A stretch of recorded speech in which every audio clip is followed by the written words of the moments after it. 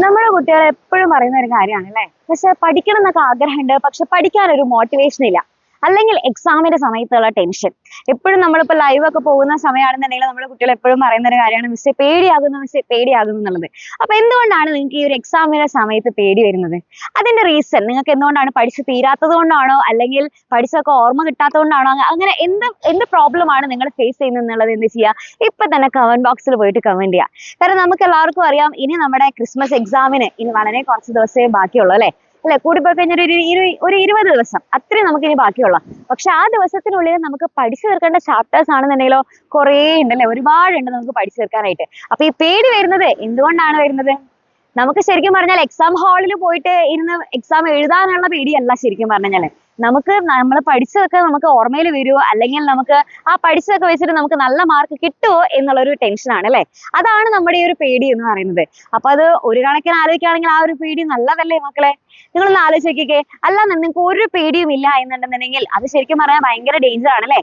ഒന്നിനെ കുറിച്ചും ഒരു ചിന്തയില്ല, മാർക്കൊക്കെ എന്തെങ്കിലും ആയിക്കോട്ടെ എന്നൊക്കെ വിചാരിച്ച് നിൽക്കുകയാണെന്നുണ്ടെങ്കിൽ അത് ഭയങ്കര ഡേഞ്ചർ ആയിട്ടുള്ള ഒരു കാര്യമാണ്. നിങ്ങൾക്ക് ശരിക്കും പറഞ്ഞാൽ പഠിക്കണം എന്നുള്ള ഒരു ആഗ്രഹം ഉള്ളത് കൊണ്ടാണ് ആ ഒരു പേടി എന്റെ കുട്ടികൾക്ക് ഉള്ളത് അല്ലെ? അപ്പൊ ആ ഒരു പേടി എന്റെ കുട്ടികൾക്ക് ഉണ്ടാകും എന്നുള്ളത് അറിഞ്ഞുകൊണ്ട് തന്നെയാണ് ഈ ഒരു സൺഡേ നമ്മൾ നിങ്ങൾക്ക് വേണ്ടിയിട്ട് മാത്രമായിട്ട് ഒരു ഇവന്റ് പ്ലാൻ ചെയ്യുന്നതും അതിൽ വേണ്ടിയിട്ട് നിങ്ങൾക്ക് എന്തൊക്കെ കാര്യങ്ങളാണ് ഇനിയുള്ള ദിവസങ്ങൾ കറക്റ്റ് ആയിട്ട് ചെയ്യേണ്ടത് എന്നുള്ളതൊക്കെ നമ്മൾ ആ ഒരു ലൈവിൽ നിങ്ങൾക്ക് വേണ്ടിയിട്ട് പറഞ്ഞു തരുന്നതും. അപ്പോൾ എല്ലാവരും എന്ത് മാത്രം ചെയ്താൽ മതി?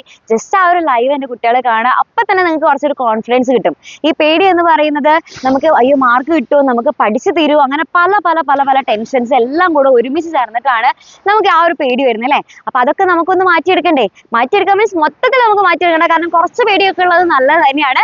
അതിന്റെ ലെവൽ ഒന്ന് ഇച്ചിരി കുറച്ചാൽ മതി അല്ലേ? അപ്പൊ നമ്മൾ അത്യാവശ്യം നമ്മൾ പഠിച്ചിട്ടുണ്ട് എന്നുണ്ടെങ്കിൽ നമുക്ക് ആ ഒരു പേടിയുടെ ലെവൽ കുറച്ച് കുറവായിരിക്കും അല്ലെ? അപ്പൊ അതിന് വേണ്ടിയിട്ട് എന്താ ചെയ്യേണ്ടത്? ഇനിയുള്ള ദിവസങ്ങൾ കറക്റ്റ് ആയിട്ട് യൂട്ടിലൈസ് ചെയ്യാൻ മാത്രമേ ചെയ്യേണ്ട ആവശ്യമുള്ളൂ.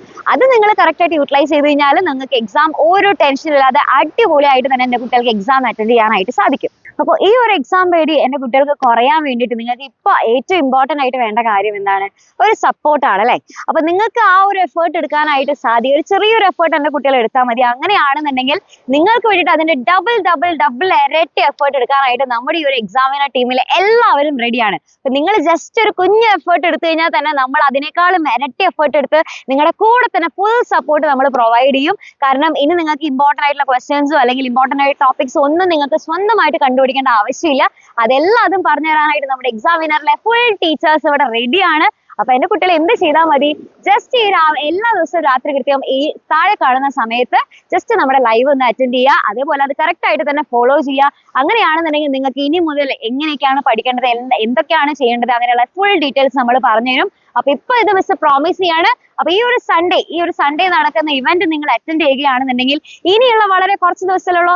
ആ കുറച്ച് ദിവസം എങ്ങനെയാണ് യൂട്ടിലൈസ് ചെയ്യേണ്ടത്, എങ്ങനെ യൂട്ടിലൈസ് ചെയ്ത് കഴിഞ്ഞാൽ നമുക്ക് ഏറ്റവും നല്ല മാർക്ക് സ്കോർ ചെയ്യാനായിട്ട് സാധിക്കും, ഇങ്ങനെയുള്ള കംപ്ലീറ്റ് ഡീറ്റെയിൽസ് നമ്മൾ പറഞ്ഞുതരും. ഓക്കെ, റെഡി ആണല്ലോ? അപ്പൊ ഇപ്പൊ നിങ്ങൾക്ക് ഉള്ളിൽ ഒരു ചെറിയൊരു ഫയർ ഒക്കെ ഉണ്ടാവില്ലേ അല്ലെ? ഇനി പഠിക്കണം എന്നുള്ള ആ ഒരു ആഗ്രഹം ഒക്കെ ഇപ്പൊ ഉണ്ടായിട്ടുണ്ടാവും. പക്ഷെ അത് കെടാതെ നോക്കണം. ആ ഒരു ഫയർ എന്ത് ചെയ്യണം? എപ്പോഴും നമ്മുടെ ഉള്ളിൽ തന്നെ കൊണ്ട് നടക്കണം. അപ്പൊ ഈ ഒരു എക്സാം ടൈം കഴിയുന്നവരെ ഫുള്ള് സെറ്റ് ആയിട്ടിരിക്കുക.